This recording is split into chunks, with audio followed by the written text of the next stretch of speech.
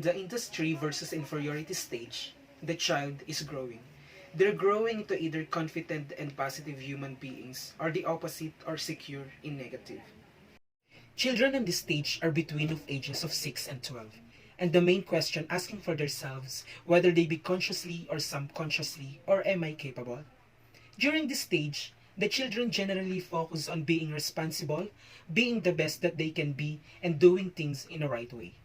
When it comes to being a parent or an important figure in a child's life, you must positively reinforce your children.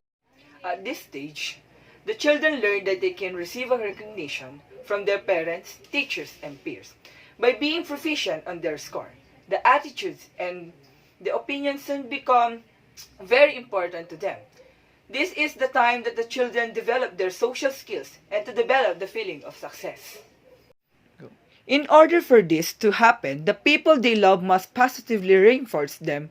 This is because of this age, children are deeply affected by the ones that trust their love. People connect has positive connect to their children, and being positive allow children to develop their self-confidence, which leads the industry. Through industry, a child would know the feeling of success by thinking of a plan and actually found through in it all the way to the end when adults encourage children on their plans. They begin to feel confident on their abilities. That feeling of confidence and success will lead to a child show more initiative.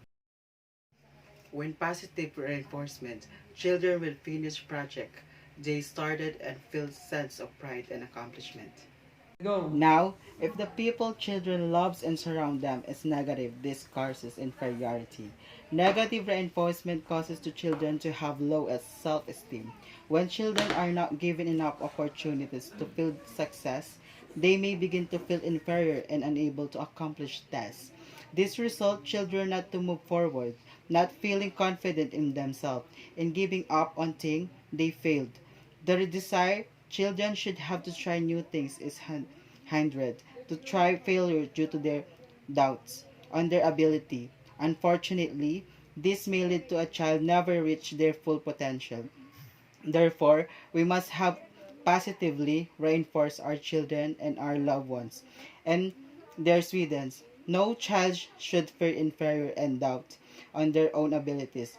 As a child should feel inferior and doubt on their own abilities. As a child, you should feel as nothing as you can reach anything is possible.